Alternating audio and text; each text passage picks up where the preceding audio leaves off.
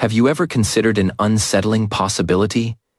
That the pain you're enduring right now, whether it's the anxiety of procrastination, the exhaustion of strained relationships, or the deep-seated fear of the future, might not be an unfortunate fate imposed on you, but rather a lifestyle you've consciously chosen in the recesses of your subconscious.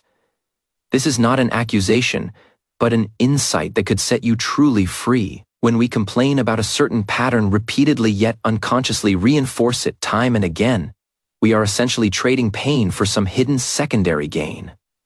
We become accomplices to our own suffering without even realizing it. Let's delve into a few familiar scenarios. Have you ever been trapped in this cycle? You receive an important task, feel overwhelmed by pressure, and then start procrastinating. During that time, you scroll through your phone anxiously while berating yourself for being incompetent. Finally, you scramble to finish it at the last minute, exhausted, and swear you'll never do this again. Yet when next time comes around, history repeats itself. On the surface, you're suffering from the agony of procrastination. But deep down in your subconscious, doesn't procrastination offer you a certain kind of protection? It lets you avoid confronting the fear that I might not be capable enough at the very start of the task. It subtly replaces the possibility of lack of ability with the reality of lack of time. You trade the pain of procrastination for the comfort of not having to face the fragility of your self-worth. Procrastination becomes a rusted, cumbersome suit of armor shielding your self-esteem. Take another scenario. Do you always find yourself involuntarily stuck in relationships where you overgive? Even at the expense of your own needs, you tire yourself out catering to everyone else's emotions, but dare not voice your own. You're constantly drawn to people who need rescuing, only to end up drained. On the surface, you're suffering because of your people-pleasing personality. But in your subconscious, doesn't this pattern grant you a stable role identity? That of a good, dedicated person? Tiring as this role may be, it endows you with a clear sense of moral superiority and purpose. You avoid the interpersonal risks and self-doubt that come with being labeled selfish. You trade the pain of overgiving for a definite sense of self-identity. Then there's that constant anxiety about the future. You worry ceaselessly about things that haven't happened yet. Your brain acting like a danger alert radar scanning for potential threats non-stop. It drains most of your mental energy, robbing you of the ability to enjoy the present moment on the surface. You're tormented by anxiety. But in your subconscious, doesn't this lingering low-level anxiety serve a purpose? It makes you feel like, I'm always preparing for the future. I'm not slacking off. You trade a pervasive sense of pain for the avoidance of the sharper yet more manageable fear that might arise when actually facing specific challenges. Anxiety becomes your get-out of jail, free card for evading action. I'm not saying any of this to brand your pain as deserved.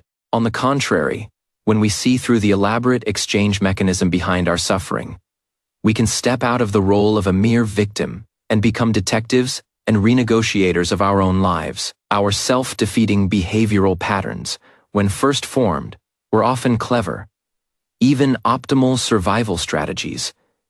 A child who had to curry favor to gain attention growing up was displaying genius-level adaptability by developing a people-pleasing mode. Someone raised in an environment full of uncertainty and criticism was bravely protecting themselves by developing the habit of preemptive anxiety to guard against risks in advance. The problem isn't with these patterns themselves.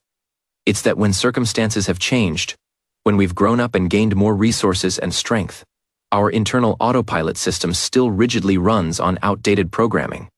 We continue to pay the steep price of pain to buy things we no longer really need. It's like wearing a thick winter coat you relied on to keep warm as a child, then walking into a modern building with central air conditioning. You sweat profusely, stumble along, and complain about how uncomfortable the building is. You fail to realize that what's making you miserable is the coat that no longer fits the occasion, and you've always had the power to take it off. But that coat once symbolized love and safety, Taking it off feels emotionally like betraying the younger self who survived because of it, like facing an unknown, potentially colder world naked. So we choose to endure the familiar swelter instead. So how do we start this renegotiation with our subconscious? How do we identify what we're buying with our pain and find healthier currency? It begins with an internal audit. First, practice non-judgmental pattern observation. The next time that familiar pain creeps in, whether it's the flutter of anxiety from procrastination, or the anger and grievance triggered by a single remark from someone, don't immediately get swept up in the emotion or start criticizing yourself. Try taking a step back and observing yourself like an anthropologist, watching a bizarre tribal ritual. You can quietly ask yourself, what am I feeling right now? Anxiety? Shame? Anger? What behavior do I usually default to when I feel this way? Procrastination, lashing out, staying silent. Even though this behavior causes me pain, does it also temporarily solve a deeper, more frightening problem for me? Like avoiding judgment or conflict, or affirming a certain image of myself? This act of observation is in itself an intervention. It creates a precious gap between you and your automatic responses, a crack where light can seep in.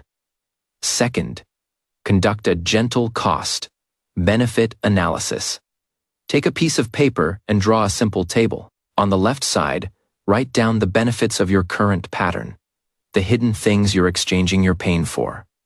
For example, the benefits of procrastination might be temporarily avoiding the risk of failing at the task, maintaining the illusion that I could do it perfectly if I had more time. On the right side, list the real costs it incurs: persistent low level anxiety, eroded self-trust, extreme stress at the last minute, the actual risk of messing up the task, and lingering self-loathing. Placing these two columns side by side, clearly visible, will reveal something crucial.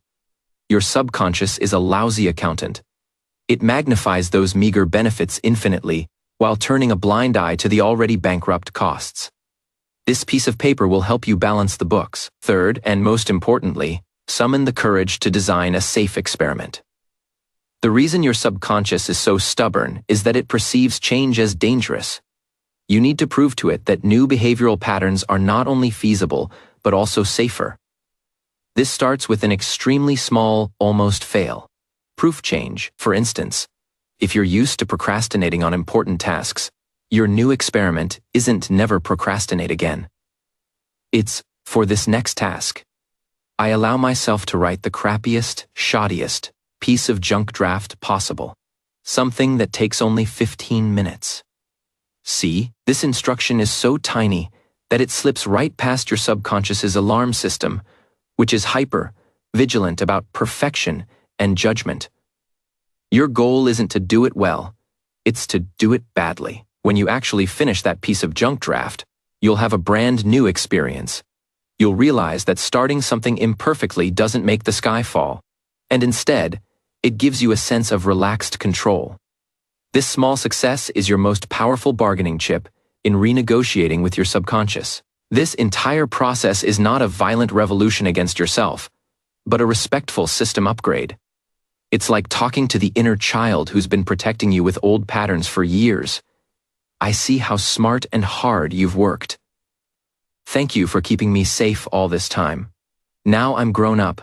I have more strength and better ways to cope.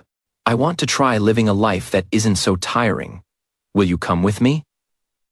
I know that describing this process is always easier than putting it into practice.